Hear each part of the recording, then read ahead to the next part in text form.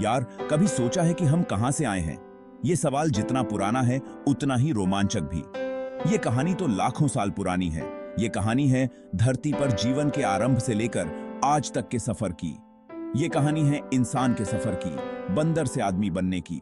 एक ऐसा सफर जो अनगिनत पीढ़ियों और बदलावों से होकर गुजरा है।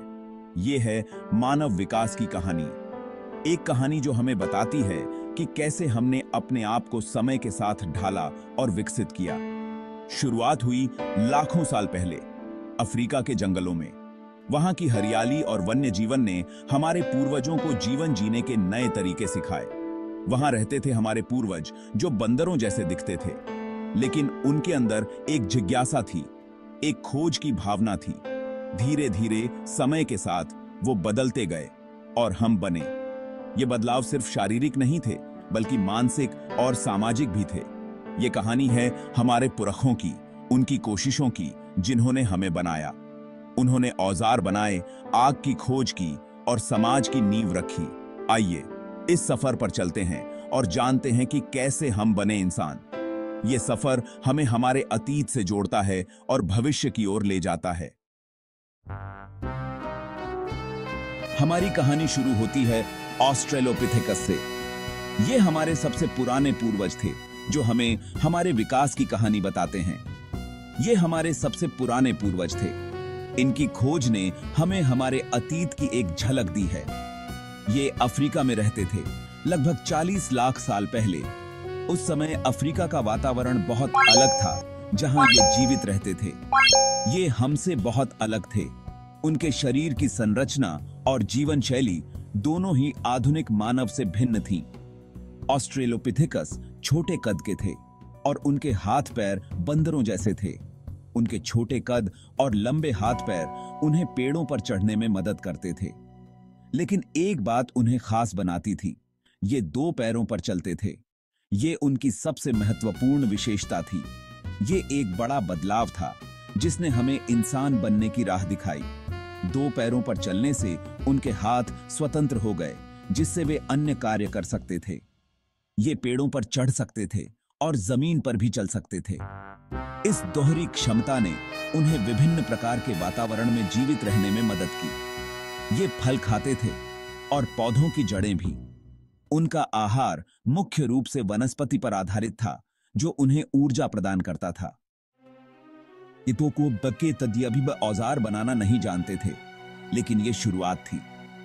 उनके पास औजार बनाने की क्षमता नहीं थी, लेकिन उनके विकास ने भविष्य में औजारों के उपयोग की नींव रखी। ऑस्ट्रेलोपिथेकस समूहों में रहते थे, जो उन्हें शिकारियों से सुरक्षा और भोजन की खोज में मदद करता था। उनका सामाजिक व्यवहार भी हमारे विकास का एक महत्वपूर्ण हिस्सा था। वे आपस में संवाद करते थे, हालांकि उनकी भाषा बहुत सरल थी। यह संवाद उनके सामाजिक बंधनों को मजबूत करता था और समूह में सहयोग को बढ़ावा देता था। ऑस्ट्रेलोपिथेकस ने विभिन्न क्षेत्रों में प्रवास किया, जिससे वे नए वातावरण में ढल सके। उनका प्रवास हमारे पूर्वजों के अनुकूलन और विकास की कहानी का एक महत्वपूर्ण हिस्सा है। अंततः ऑस्ट्रेलोपिथेकस का युग समाप्त हो गया, लेकिन उन्होंने हमारे विकास की नींव रखी। उनके बाद आने वाले होमिनिड्स ने उनकी विरासत को आगे बढ़ाया और हमें आधुनिक मानव बनने की दिशा में अग्रसर किया। लगभग 25 लाख साल पहले एक नया किरदार आया, होमो हैबिलिस। ये ऑस्ट्रेलोपिथेकस से ज्यादा समझदार थे। इनका दिमाग भी बड़ा था। होमो हैबिलिस का मतलब है हैंडीमैन, यानी औजार बनाने वाला। ये पहला इंसान था जिसने पत्थर के औजार बनाए। ये औजार उनके लिए बहुत काम के थे। इन औजारों से वो जानवरों का शिकार करते थे और उनका मांस काटते थे। ये फल तोड़ने और जड़ें खोदने के लिए भी इनका इस्तेमाल करते थे। औजार बनाने की वजह से ये ज्यादा खाना जुटा पाते थे। लगभग 18 लाख साल पहले होमो इरेक्टस का जमाना आया। ये होमो हैबिलिस से भी ज्यादा विकसित थे। इनका दिमाग और भी बड़ा था और ये लंबे भी थे। होमो इरेक्टस का मतलब है सीधा आदमी। ये पूरी तरह से 2 पैरों पर चलते थे और उनका शरीर सीधा था।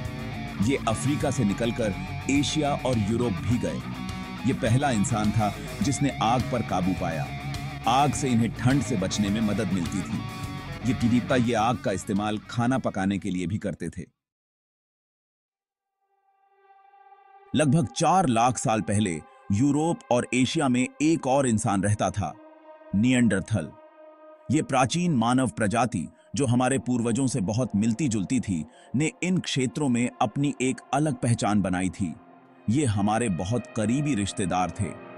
निएंडरथल और आधुनिक मानव के बीच कई समानताएं थीं, लेकिन कुछ महत्वपूर्ण अंतर भी थे। ये होमो इरेक्टस से विकसित हुए थे। होमो इरेक्टस से निएंडरथल तक का यह विकास एक लंबी और जटिल प्रक्रिया थी, जिसमें लाखों साल लगे। निएंडरथल ठंडे इलाकों में रहते थे। इन इलाकों में जीवित रहने के लिए उन्हें कई चुनौतियों का सामना करना पड़ता था, लेकिन उन्होंने अपने अनुकूलन कौशल से इन पर विजय पाई। उनके शरीर पर घने बाल थे जो उन्हें ठंड से बचाते थे।